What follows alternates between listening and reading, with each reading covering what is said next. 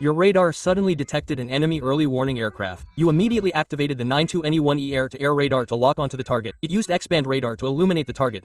This extremely high-frequency wave irradiation provided precise coordinate and velocity data. Immediately afterwards, you launched a 40N6 missile. The missile quickly climbed to an altitude of over 30 kilometers to obtain the best visibility and minimize drag. Then, the ground-based air-to-air radar sent corrective commands to the missile via data link, informing it of the latest predicted position of the early warning aircraft, guiding the missile towards the target area. When the missile flew near the target, the radar beam spread very wide, resulting in an error of hundreds of meters. At this point, the 40N6 missile activated its built-in active radar seeker, independently locking onto and heading towards the early warning aircraft. However, the enemy early warning aircraft had already moved 400 kilometers away, exceeding the missile's range, and the target was not hit. Nevertheless, the enemy early warning aircraft dared not approach your position again. Subsequently, the radar showed a hypersonic missile approaching. This missile had a very hard casing. Relying on shrapnel from an explosion would not be enough to destroy it. Therefore, you used a PS-3 interceptor missile to target it. However, this missile was at an altitude of 40 kilometers and traveling at Mach 10, making interception impossible at this point. You could only wait. When the missile was 80 kilometers away, it began to decelerate. At this point, the atmosphere acted like a wall, drastically slowing the missile from Mach 10 to Mach 5. Immediately, you launched the 3 interceptor missile. Simultaneously, the ground radar continuously tracked the missile's position and continuously corrected the interceptor missile's flight path via data link. In the final few seconds, the interceptor missile activated its nose-mounted C-band millimeter wave active radar. This radar had extremely high accuracy, allowing it to precisely pinpoint the missile's location. At the same time, the dual-pulse engine ignited again. The enemy missile attempted evasive maneuvers, but the interceptor missile immediately activated its miniature solid-fuel rocket engines in the front of its body, instantly pushing the missile's warhead sideways. The two missiles collided at extremely high speed, and the immense kinetic energy instantly shattered the enemy missile into pieces.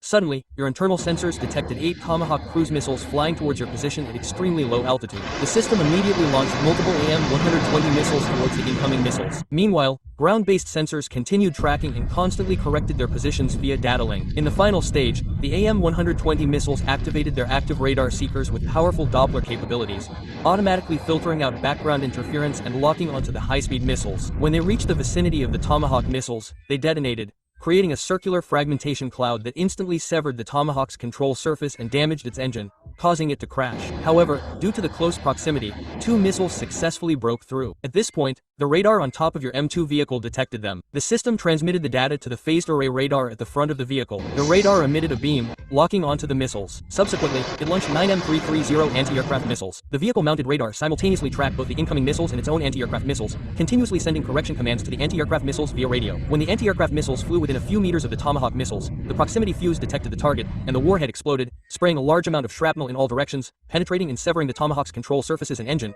causing it to crash. While you were still recovering from the shock, a large number of cheap loitering munitions appeared on your interface, more than 100 in total. These loitering munitions flew out from the valley, and were detected when they were only 15 kilometers away. You immediately launched multiple anti-aircraft missiles to intercept them. The launched missiles destroyed more than a dozen loitering munitions, but a fatal problem emerged.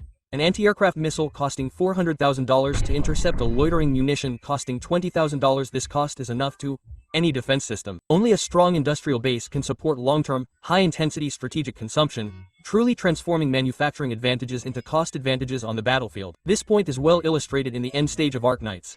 In the game, you will personally experience the war logic of moving troops and resources first, then striking. Leveraging a powerful and efficient industrial system, you will deploy high-speed automated production lines, maintaining complete control over the entire process from resource extraction and component processing to the deployment of defensive units. Your defensive line never relies on expensive external procurement, but rather on a complete and self-contained closed-loop system. You can compress the manufacturing cost of each defensive unit to an extremely low level, completely offsetting the effectiveness of your opponent's attrition tactics with continuously efficient manufacturing costs. Returning to the battlefield, you quickly adjust your strategy and activate the Skylax anti-aircraft system, which, using a fusion of multi-mode sensors, creates jamming interference and establishes a 4-dimensional motion model of the cruise missiles. When the missile approaches within 5,000 meters, the MX triple-barreled cannon fires high-speed pre-fragmented ammunition. As the projectile passes through the muzzle sensor, the system real-time measures the actual muzzle velocity of each round and, based on changes in target distance, instantly adjusts the detonation time within the projectile's internal fuse. At the predetermined detonation point,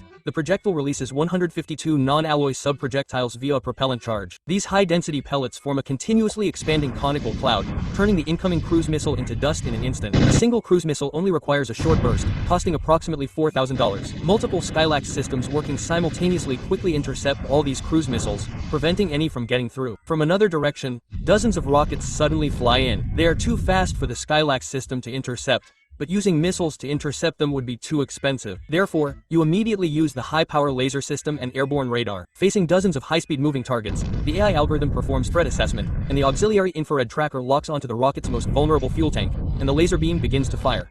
Under a sustained power output of 100 kilowatts, the rocket projectile will experience thermodynamic failure within 1.3 seconds. Once the rocket projectile undergoes structural disintegration, the system will immediately switch energy output and move on to the next target in the sequence, precisely destroying all incoming rocket projectiles through continuous targeting. As the last wisp of smoke dissipates and the battlefield falls silent again, you look at the status indicators of the various systems on the command screen and realize that modern defense is no longer a simple competition of weapons or firepower. It is a comprehensive system integrating early warning, command and control, fire distribution, cost control, and efficiency.